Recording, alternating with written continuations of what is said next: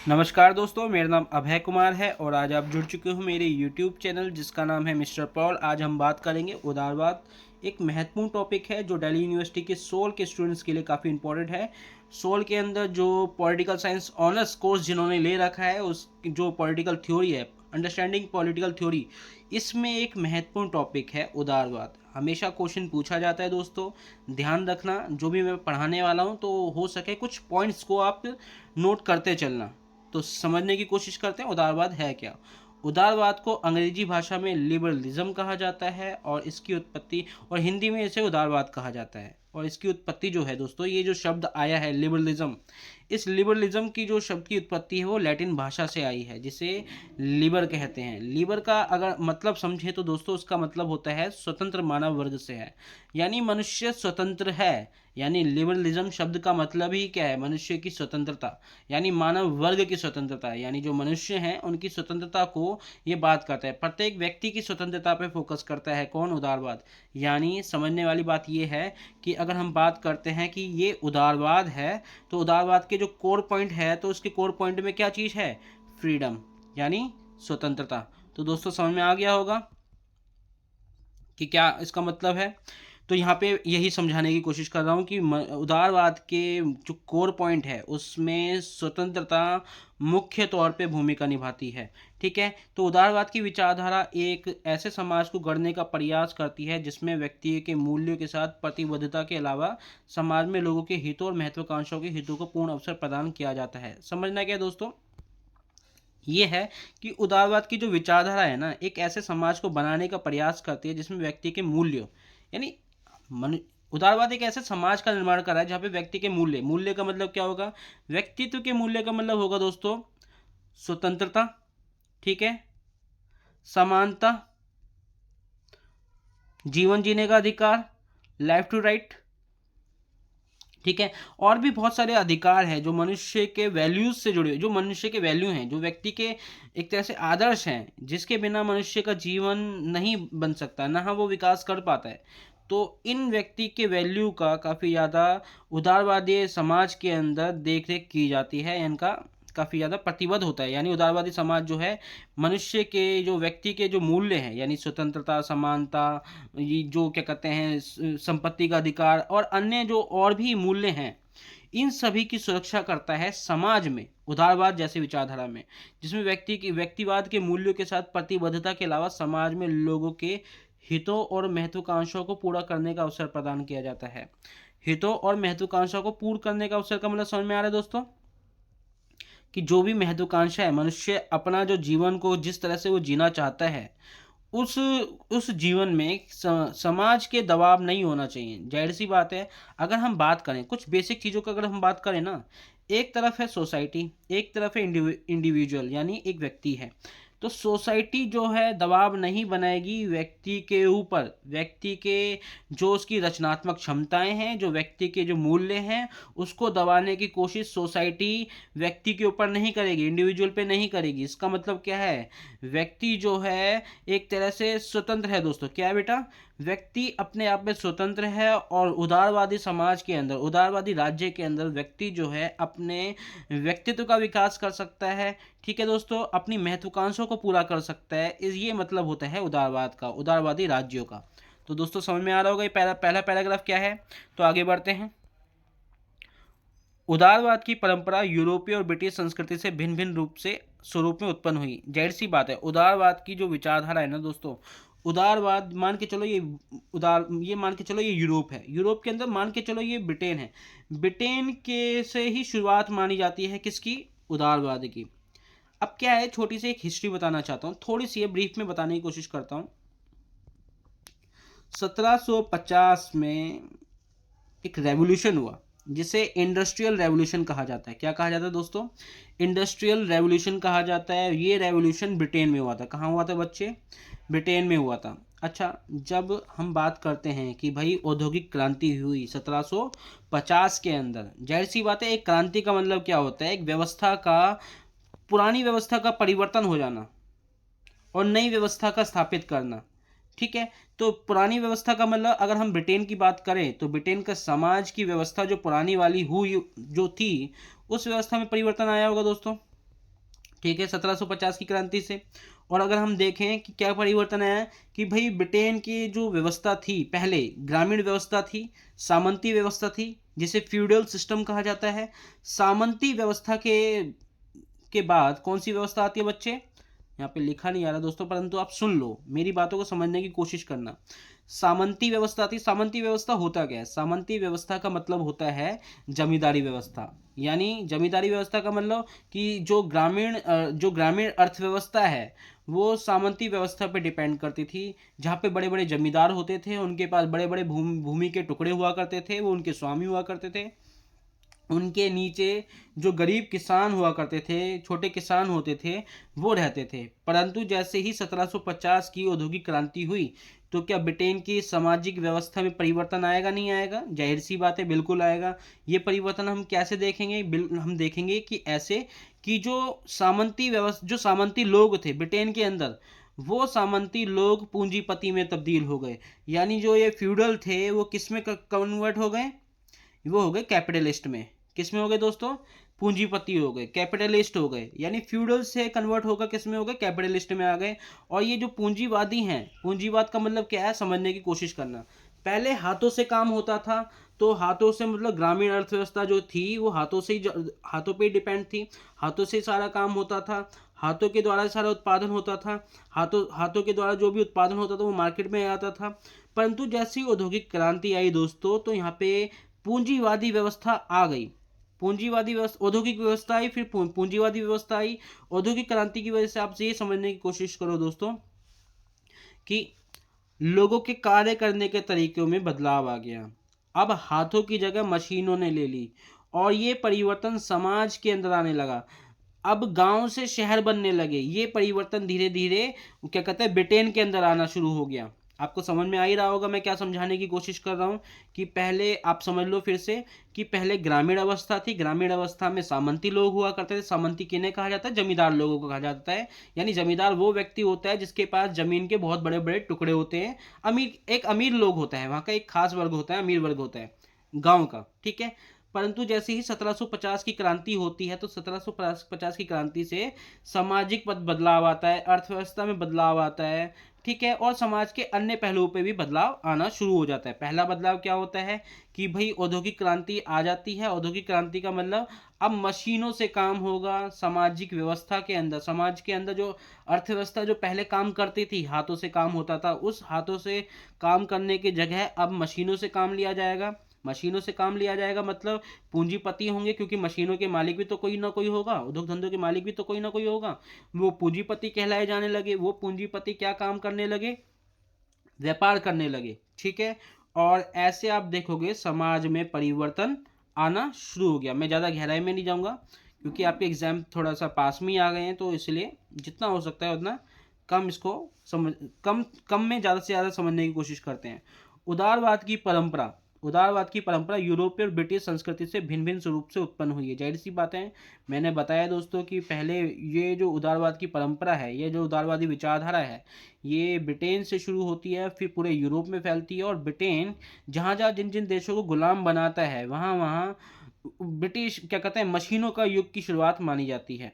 तो ब्रिटेन से ही चीज़ें की शुरुआत मानी जाती है। यूरोप के अंदर ब्रिटेन है, ब्रिटेन में ही उदारवाद की शुरुआत पहले मानी गई है। जहाँ एक और ब्रिटिश उदारवाद में पुरातन और अनुभविक गुणों की विशेषता दिखाई पड़ती है, जबकि यूरोपीय उदारवादी फ्रांसीसी पुनर्जागरण अथवा मनुष्य के अमूर्त तर्क के परिणाम हैं। अब समझने की कोशिश करोगे दोस्तों। पहले 1750 में क्रांति हुई, किसकी? औद्योगिक क्रांति। फिर आप देखोगे फ्रांसीसी क्रांति, यहाँ पे लिखा है ना ये फ्रांसीसी क्रांति, फ्रांसीसी पुनर्जागरण 1779। बेटा कब? 1779। देखो, पहले औद्योगिक क्रांति आई, औद्योगिक क्रांति से औद्योगिकरण आया, पूंजीपति वर्ग आया, व्यक्ति की स्वतंत्रता पे जोर दिया जाने लगा। ये एक तरह से बदलाव था ब्रिटेन के अंदर, फिर यूरोप के अंदर। फिर आप देखोगे कि ब्रिटेन से ये जो बदलाव था, अब यूरोप के अन्य हिस्सों में भी देखा जा रहा है। अन्य हिस्सों में भी क्रांति हुई की देखी जा रही है। 1779 में देखोगे फ्रांसीसी क्रांति हुई। देखो ये रहा फ्रांसीसी क्रांति, जो मैं ऊपर दिखाया गया गोले में है। 1779 में फ्रांसीसी क्रांति होती है। तो आप समझने की कोशिश करो, ये ब्रिटेन से शुरू हो रहा है, फिर यूरोप में फैल रहा है, और यूरोप के अंदर तरह तरह की क्रांतियां हो रही हैं। ठीक है। इससे पहले 1776 में अमेरिका आज़ाद हुआ था, ठीक है ना। 1776 में अमेरिका आज़ाद हुआ था। आप समझने की कोशिश करो, एक क्रांति ब्रिटेन के अंदर होती है, फिर पूरे यूरोप, फिर अमेरिका कॉन्टिनेंटल में आप देखोगे एक बदलाव देखा जा रहा है। तो ये क्रांति जो हो रही है दोस्तों काफ़ी इंपॉर्टेंट है 1750 की। फिर यहाँ पे ने फ्रांसीसी पुनर्जागरण की बात करी है, तो फ्रांसीसी पुनर्जागरण भी एक तरह से प्रभावित क्रांति है। किससे? ब्रिटेन के अंदर हुई 1750 की क्रांति से। क्योंकि 1750 की क्रांति, 1750 की उदारवादी क्रांति वो है जहाँ से उदारवादी विचारधारा जन्म लेती है। आपको पता होना चाहिए फ्रांसीसी क्रांति में नारा दिया गया था। वो नारा क्या है दोस्तों, लिख लीजिए। नारा था स्वतंत्रता, समानता और बंधुत्व का नारा दिया गया था। किसका नारा दिया गया था? समानता, स्वतंत्रता और बंधुत्व। समानता, स्वतंत्रता और बंधुत्व का नारा फ्रांसीसी क्रांति के दौरान दिया गया था। आगे बढ़ते हैं दोस्तों। फ्रांसीसी पुनर्जागरण और मनुष्य के अमूर्त तर्क के परिणाम हैं। उदारवाद की अवधारणा व्यक्तिवाद के मूल्यों और राजनीतिक और नैतिक सिद्धांत पर टिका हुआ है। यानी उदारवाद आखिर टिका किस पे है? व्यक्ति की मूल्यों पे टिका हुआ है। व्यक्तिवाद का मूल्य का मतलब मैं फिर से बता रहा हूँ बेटा, कितनी बार ये शब्द इस्तेमाल कर रहा है। एक तो व्यक्तिवाद के मूल्य यहाँ पे बोल रहा है, एक तो व्यक्तिवाद के मूल्य यहाँ पे बोल रहा है। व्यक्तिवाद के मूल्य का मतलब होता है स्वतंत्रता, समानता, है ना, समझ में आ रहा है दोस्तों। संपत्ति का अधिकार, व्यक्ति की स्वतंत्रता, ये सभी चीज किस में बताई जा रही है? उदारवाद की व्यक्ति के मूल्य की अवधारणा में बताई जा रही है। इसलिए यहाँ पे ध्यान देना है कि व्यक्ति के मूल्यों की अवधारणा का मतलब उदारवाद के हिसाब से क्या है। तो राजनीतिक और नैतिक सिद्धांतों पर टिका हुआ है। उदारवाद अपने सिद्धांतों में तर्क को विशेष स्थान देता है। किसको विशेष स्थान देता है दोस्तों? तर्क को विशेष स्थान देता है। अभी आपको मैं एक चीज बता देता हूँ। तर्क का अग्रदूत किसे कहा जाता है? तर्क का अग्रदूत कहा जाता है जॉन लॉक को। वो तर्क में नैतिकता की बात करता है। नैतिकता की बात कौन करता है तर्क में? तर्क में नैतिकता की बात करता है जॉन लॉक। दोस्तों समझने की कोशिश करना, नैतिकता की विचारधारा अरस्तु बात करता है, क्या कहते हैं, प्लेटो बात करता है, अरस्तु बात करता है। ये एक चैन चली आ रही है जो नैतिकता की बात राजनीति में करते हैं। प्लेटो में भी देखा गया है, परंतु ये बात फिर आप देखोगे लॉक में आती है, परंतु हॉब्स नैतिकता की बात नहीं करता है। हॉब्स राजनीति में नैतिकता की बात नहीं करता है। वो तर्क की तो बात करता है, परंतु वो नैतिकता की बात को बिल्कुल इग्नोर करता है। समझने वाली बात यही है दोस्तों। आगे बढ़ते हैं।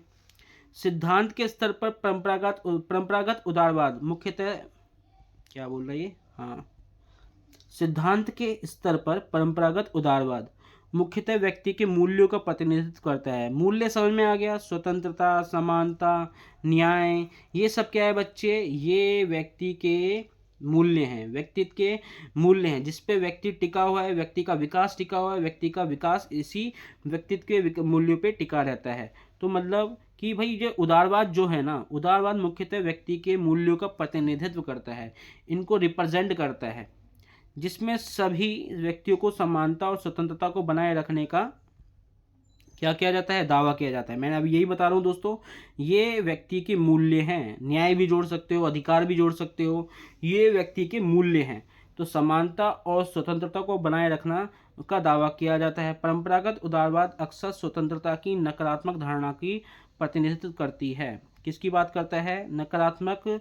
जो परंपरागत उदारवाद जो है अक्सर स्वतंत्रता की नकारात्मक धारणा का प्रतिनिधित्व करती है। इसके बारे में समझेंगे कि नकारात्मक उदारवाद का मतलब क्या है। व्यक्ति की स्वतंत्रता की बात की जा रही है, जिसमें किसी भी प्रकार का बाध्य नहीं होना चाहिए। व्यक्ति पूर्ण तौर पर स्वतंत्र होना चाहिए। व्यक्ति विवेकशील है, व्यक्ति है, व्यक्ति के पास क्या कहते हैं अधिकार है, और इन अधिकारों पे किसी प्रकार से हस्तक्षेप नहीं होना चाहिए। ठीक है, तो दोस्तों इसे हम आगे पढ़ते हैं।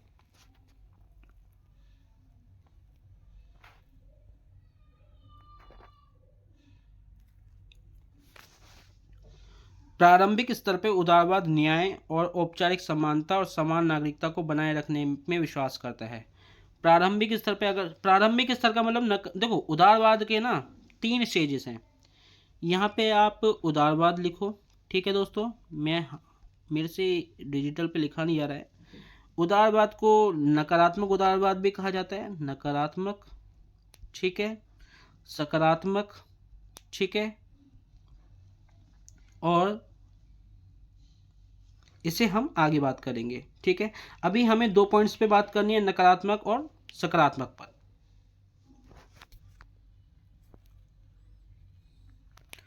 तो 3 स्तर पाए जाते हैं उदारवाद के। नव उदारवाद भी कहा जाता है तीसरे स्तर को। पढ़ते हैं आगे दोस्तों। प्रारंभिक स्तर पर उदारवाद, इसे थोड़ा बड़ा करूं, ठीक है। प्रारंभिक स्तर पर उदारवाद न्याय, औपचारिक समानता, समान नागरिकता को बनाए रखने में विश्वास रखता है। कि न्याय की बात करता है प्रारंभिक स्तर पर, यानी नकारात्मक उदारवाद के अंदर न्याय की बात की जाएगी। औपचारिक समानता की बात की जाएगी, यानी किसी भी प्रकार का भेदभाव व्यक्तियों के बीच में नहीं रखा जाएगा, सभी समान होंगे, इक्वल होंगे, ठीक है। समान नागरिकता की बात की जाएगी कि सभी नागरिक एक समान है, कोई बड़ा नहीं कोई छोटा नहीं, ठीक है। और साथ ही साथ क्षमता और योग्यता को आर्थिक नैतिक आधार पर संसाधनों के वितरण को न्यायोचित मानते हैं, यानी जिसके पास क्षमता है, योग्यता है, यानी जो ज़्यादा जिसके पास क्षमता का मतलब जो योग्य है समाज के अंदर, जैसे इंजीनियर हैं, डॉक्टर हैं, जो अपनी क्षमता से आगे निकले हैं, या जो बिजनेसमैन हैं बड़े बड़े, जो अपनी क्षमता या योग्यता से आगे बढ़े हैं, वो ही सरवाइव कर सकते हैं, वो ही ठीक हैं उदारवाद की नैतिक विचारधारा के हिसाब से, सॉरी नकारात्मक विचारधारा के हिसाब से। तो यहाँ पे ये समझने की कोशिश करना है दोस्तों कि योग्यता को आर्थिक और नैतिक आधार पर संसाधनों के वितरण को न्यायोचित मानते हैं। और समाज में सहिष्णुता भी उदारवाद का एक प्रमुख लक्ष्य है। क्या लक्ष्य है बेटा? उदारवाद का प्रमुख लक्ष्य क्या है? सहिष्णुता। देखो, उदारवाद सहिष्णुता की बात करता है। उदारवाद ये बात करता है कि दूसरे की जो विचारधारा है उसको भी सुनना चाहिए, ठीक है, चाहे वो झूठ ही क्यों ना बोल रहा हो, परंतु उसको सुनना चाहिए। यानी एक जो माइनॉरिटी होती है ना, माइनॉरिटी में मतलब जो संख्या में कम लोग हैं, अगर वो बोलना चाहते हैं, अगर वो बोल रहे हैं, तो मेजोरिटी का दायित्व यह है उदारवादियों के हिसाब से कि उन्हें वो सुनना चाहिए, उनके विचार को सुनना चाहिए, सहनशील होना चाहिए। ये विचार की बात हो, संस्कृति की बात हो, अन्य धर्म की बात हो, ये सहनशीलता की बात उदारवाद के अंदर मानी जाती है। तो समाज में सहिष्णुता भी उदारवाद का प्रमुख लक्ष्य है। इस विचार का प्रतिनिधित्व जॉन मिल्टन, जॉन लॉक और जॉन स्टुअर्ट मिल जैसे चिंतक करते हैं। इन विचारकों की मतानुसार धार्मिक सहिष्णुता और लोकतंत्र समाज और व्यक्ति दोनों के विकास के लिए आवश्यक है। कहने का मतलब धार्मिक सहिष्णुता यानी अलग अलग धर्म चाहे जितने भी क्यों ना हो, उनके बीच में सहिष्णुता होनी चाहिए। सहिष्णुता का मतलब होता है सहना, एक दूसरे के प्रति सहना, कि हाँ आप मेरा धर्म भी है तो साथ साथ दूसरे वाले व्यक्ति का भी अपना एक अलग धर्म हो सकता है। तो इसका अर्थ ये नहीं होगा कि उसे वो संख्या में कम है, वो धर्म के मानने वाले लोग संख्या में कम है तो उनको समाप्त कर दिया जाएगा या फिर उन्हें शामिल कर लिया जाएगा बहुसंख्यक धार्मिक लोगों के अंदर। ऐसा नहीं होना चाहिए, उन सहनशीलता होनी चाहिए। जैसे आप जी रहे हो तो उसे भी जीने का अधिकार होना चाहिए, उसे भी अपने धर्म को मानने का अधिकार होना चाहिए। तो धार्मिक सहिष्णुता और लोकतंत्र समाज और व्यक्ति दोनों के विकास के लिए आवश्यक है, यानी समाज के लिए भी आवश्यक है और लोकतंत्र के लिए भी आवश्यक है। ठीक है दोस्तों, समझ में आ ही रहा होगा दोस्तों।